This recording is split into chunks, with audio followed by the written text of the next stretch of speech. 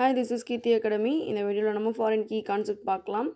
அதுக்கு முன்னாடி நம்மளோட சேனலில் மற்ற கீஸை பற்றின வீடியோஸ் இருக்குது. ஸோ அந்த வீடியோஸையும் நீங்கள் வந்து பார்த்துட்டு அதுக்கப்புறம் இதை பாருங்கள். அப்போ தான் உங்களுக்கு கிளியராக புரியும்.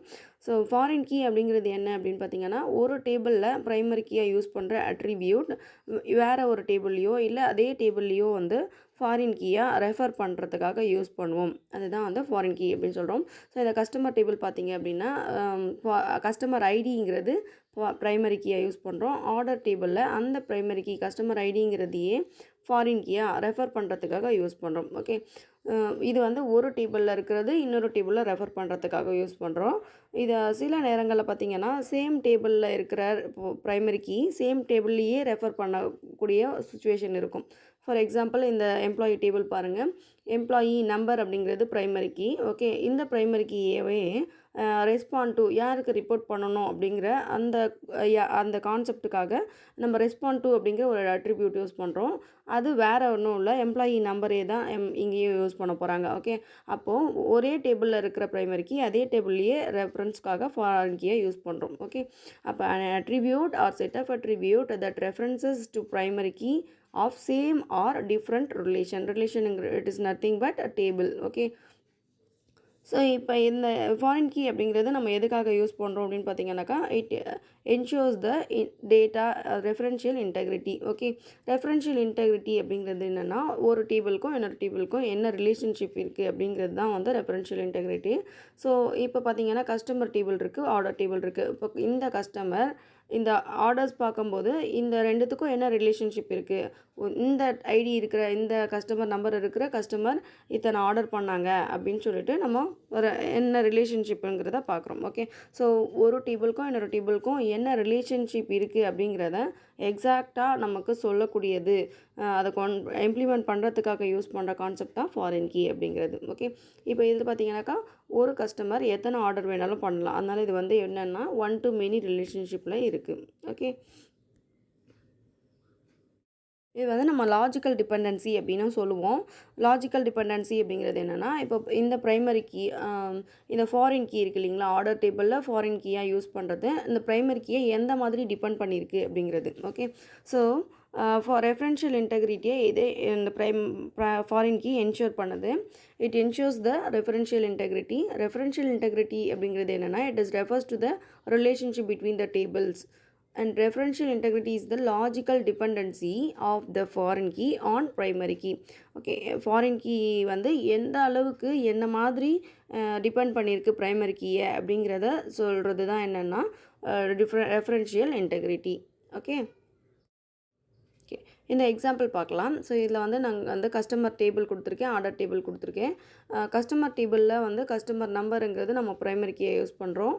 அந்த ப்ரைமரி கீயை இந்த ஆர்டர் டேபிளில் பார்த்திங்க அப்படின்னா ஃபாரின் கீயாக கஸ்டமர் நம்பருங்கிறத ஃபாரின் கீயாக யூஸ் பண்ணுறோம். ஓகே, ஸோ இந்த கஸ்டமர் நம்பர் கஸ்டமர் டேபிளில் இருக்க கஸ்டமர் நம்பர் தான் வந்து நம்ம ரெஃபர் பண்ணக்கூடியது இல்லையா. அதனால் ப்ரைமரி கீ எதில் இருக்கோ அந்த ப்ரைமரி கீ இருக்கிற நம்ம ரெஃபர் பண்ணுற ப்ரைமரி கீ எந்த டேபிளில் இருக்கோ அதை parent table or referenced table அதை தான் நம்ம ரெஃபர் பண்ணுறோம் இல்லையா. அதனால் referenced table R parent table அப்படின்னு சொல்லுவோம். அந்த ப்ரைமரி கீயை எதில் ஃபாரின் கீயாக யூஸ் பண்ணுறோமோ அந்த டேபிளை நம்ம child table or referencing table அப்படின்னு சொல்லுவோம். ஓகே, ஸோ இப்போ இதில் வந்து பார்த்திங்கன்னா ஒரு கஸ்டமர் இதில் நிறைய ஆர்டர்ஸ் வச்சுருக்காங்க அப்படின்னு சொல்லும்போது இது என்ன ரிலேஷன்ஷிப்பில் இருக்குது அப்படின்னும் போது 1 to many ரிலேஷன்ஷிப்பில் இருக்குது. Okay, so parent table child table அப்படிங்கிறது என்னன்னு தெரியணும். ஸோ ப்ரைமரி கீ எந்த ப்ரைமரி கீயை நீங்கள் ரெஃபர் பண்ணுறீங்களோ அது இருக்கிற டேபிள் தான் வந்து parent table or referenced table. அந்த ப்ரைமரி கீயை எந்த டேபிளில் நீங்கள் ஃபாரின் கீயை ரெஃபர் பண்ணுறீங்களோ அதை child table or referencing table அப்படின்னு நம்ம சொல்லுவோம். Okay, the table with the foreign key is called as child table or referencing table, and the table with the primary key is called as referenced or parent table. Okay, அடுத்து நம்ம constrains பற்றி பார்க்கலாம். அதுக்கு முன்னாடி இந்த எக்ஸாம்பிளில் நம்ம explain பண்ணி பார்த்துக்கலாம். ஸோ இப்போ வந்து கஸ்டமர் நம்பர் பாருங்கள் 1 2 3 கஸ்டமர் டேபிளில் 1 2 3 4 அப்படிங்கிற கஸ்டமர்ஸ் தான் இருக்காங்க. ரெஃபர் பண்ணும்போது பார்த்திங்க அப்படின்னா இதில் 1 2 3 4 அப்படிங்கிறதுல ப்ரைமரி கீயாக நம்ம யூஸ் பண்ணுறதுனால அதில் ரிப்பீட்டட் வேல்யூஸ் கிடையாது. ரிடண்டன்ட் டேட்டா வந்து எதுவுமே கிடையாது.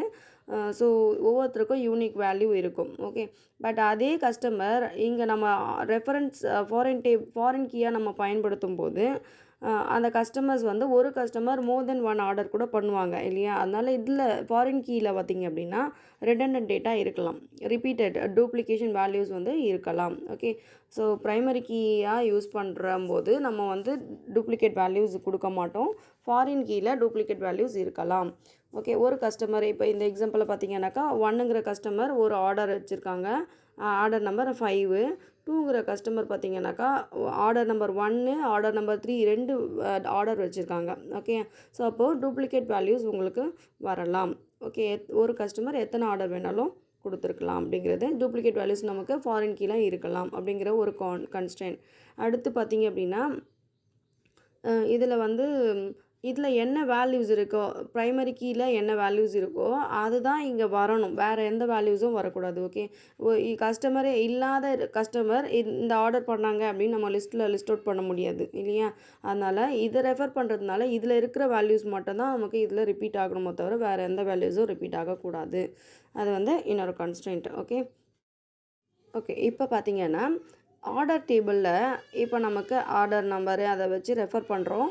ஆர்டர் ஐடி எல்லாம் இருக்குது, கஸ்டமர் நம்பர் வச்சு ரெஃபர் பண்ணுறோம். இந்த கஸ்டமர் இந்த ஐடி இருக்கிற ஆர்டர்ஸ்லாம் ப்ளேஸ் பண்ணியிருக்காங்க. ஓகே, இப்போ நம்ம வந்து ப்ரைமரி கீ கஸ்டமர் டேபிளில் ஒரு ரெக்கார்டை டெலீட் பண்ணணும். இப்போ 1ங்கிற ரெக்கார்டை டெலீட் பண்ணணும் அப்படின்னா இது நம்ம இன்னொரு டேபிளில் ரெஃபர் பண்ணுறதுனால அந்த ரெஃபரன்சிங் டேபிளில் அதோட வேல்யூஸை ரிமூவ் பண்ணிவிட்டு தான் இங்கே வந்து அப்டேஷனோ இல்லை மாடிஃபிகேஷனோ அண்ட் டெலிஷனோ நடக்கும். ஓகே, அப்போ வந்து ப்ரைமரி கீ எந்த டேபிளில் இருக்கோ அந்த பேரண்ட் டேபிளில் ஏதாவது மாடிஃபிகேஷன் ஆர் டெலிஷன் பண்ணணுன்னா கண்டிப்பாக சைல்டு டேபிளில் இருக்கிற ரெக்கார்டை ரிமூவ் பண்ணிவிட்டு அந்த கன்சர்ன் ரெக்கார்டை ரிமூவ் பண்ணதுக்கப்புறமா தான் நம்ம இங்கே அந்த அப்டேஷன் ஆர் டெலிஷன் நம்ம பண்ண முடியும் பேரண்ட் டேபிளில். ஓகே, ஸோ இது வந்து another constraint.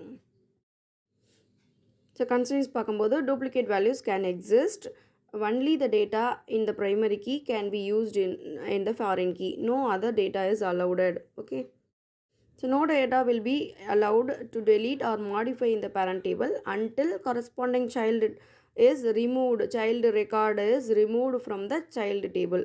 Okay, so நம்ம ரெஃபரன்ஸ் பண்ணுற அந்த ரெஃபரன்சிங் பண்ணுற சைல்டு டேபிளில் இருக்கிற ரெக்கார்டை முதல்ல ரிமூவ் பண்ணிவிட்டு அதுக்கப்புறமா தான் நம்ம பேரண்ட் டேபிளில் இருக்கிற பர்டிகுலர் ரெக்கார்டை மாடிஃபையோ இல்லை டெலீட்டோ பண்ண முடியும்.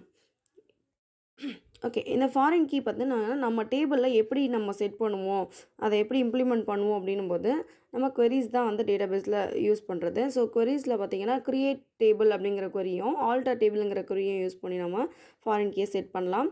ஃபஸ்ட் டைம் நாங்கள் க்ரியேட் பண்ணும்போது டேபிளை க்ரியேட் பண்ணும்போதே நீங்கள் ஃபாரின் கீ செட் பண்ணுறீங்க அப்படின்னா க்ரியேட் டேபிள் யூஸ் பண்ணலாம். ஸோ இதில் பார்த்தீங்கன்னா க்ரியேட் டேபிள் ஆர்டர்ஸ் அப்படிங்கிறது நம்ம க்ரியேட் பண்ணுற டேபிள், இதுதான் சைல்டு டேபிளாக யூஸ் பண்ண போகிறோம். அண்ட் பர்சன்ஸ் அப்படிங்கிறது தான் வந்து பேரண்ட் டேபிள். ஓகே, ஸோ இதில் வந்து ஆர்டர் டேபிளில் order ID, order number, person ID அப்படிங்கிற 3 அட்ரிபியூட் யூஸ் பண்ணுறாங்க. இதில் பர்சன் ஐடிங்கிறது என்னென்னா ஃபாரின் கீயாக யூஸ் பண்ண போகிறீங்க. ஸோ ஃபாரின் கீயாக யூஸ் பண்ண போகிறதோட ஃபாரின் கீ பக்கத்தில் இருக்கிற பர்சன் ஐடிங்கிறது நீங்கள் ஆர்டர் டேபிளில் கொடுக்குற பேர். ரெஃபரன்சஸ் அப்படிங்கிறது எந்த டேபிளை ரெஃபர் பண்ண போகிறீங்க அப்படின்னு கொடுக்குறோம். ரெஃபரன்சஸ் பர்சன்ஸ், அப்போ பர்சன் டேபிள் அப்படிங்கிறது தான் பேரண்ட் டேபிள், ஆர்டர்ஸுங்கிறது சைல்டு டேபிள். ஸோ பர்சன்ஸ் பக்கத்தில் வர பர்சன் ஐடி அப்படிங்கிறது பார்த்திங்கன்னா அது நம்ம பேரண்ட் டேபிளில் இருக்கிற நேம், அதை அப்படியே தான் கொடுக்கணும். ஆனால் ஃபாரின் கீ பக்கத்தில் இருக்கிற பர்சன் ஐடி பார்த்திங்கன்னா நம்ம ரெஃபரன்ஸ்க்காக கொடுக்குறது, ஃபாரின் கீயாக கொடுக்குறது, அது வேறு நேம் கூட நீங்கள் யூஸ் பண்ணிக்கலாம். ஓகே, ஸோ நெக்ஸ்ட்டு பாருங்கள், ஒரு டேபிளில் நம்ம க்ரியேட் பண்ணிட்டோம் ஆல்ரெடி அப்படின்னும்போது ஃபாரின் கீயாக செட் பண்ணணும் அப்படின்னு நினைக்கிறீங்க அப்படின்னா ஆல்டர் டேபிள் அப்படிங்கிறத நம்ம யூஸ் பண்ணிக்கலாம். ஆல்டர் டேபிள் ஆர்டர்ஸ், இப்போ ஆர்டர்ஸுங்கிற டேபிள் ஏற்கனவே க்ரியேட் ஆயிடுச்சு, அதில் வந்து நம்ம ஃபாரின் கீயை செட் பண்ணுறோம். ஆர்டர்ஸ் ஆட் ஃபாரின் கீ, என்ன ஆட் பண்ண போகிறோம் அப்படின்னா ஆட் ஃபாரின் கீ, அது என்ன நேமில் பர்சன் ஐடிங்கிற பேர்லேயே கொடுக்க போகிறேன். அடுத்து எதை ரெஃபர் பண்ணுது அப்படின்னா பர்சன்ஸ் அப்படிங்கிற டேபிளில் இருக்கிற பர்சன் ஐடியை ரெஃபர் பண்ண போகுது. Okay, alter table orders add foreign key person ID references to the person ID. Okay, so இது வரைக்கும் பார்த்தீங்க அப்படின்னா நம்ம ஃபாரின் கீனா என்ன, அது எதுக்காக யூஸ் பண்ணுறோம், அதோட கன்ஸ்ட்ரெயின்ஸ் என்னென்ன, அதை எப்படி க்ரியேட் பண்ணுவோம் அப்படிங்கிற எல்லா டீட்டெயில்ஸுமே பார்த்தோம். ஓகே, ஓரளவு புரிஞ்சிருக்கும் அப்படின்னு நினைக்கிறேன். ஸோ நெக்ஸ்ட் வீடியோவில் நம்ம நார்மல் ஃபார்ம்ஸ் பற்றி பார்க்கலாம்.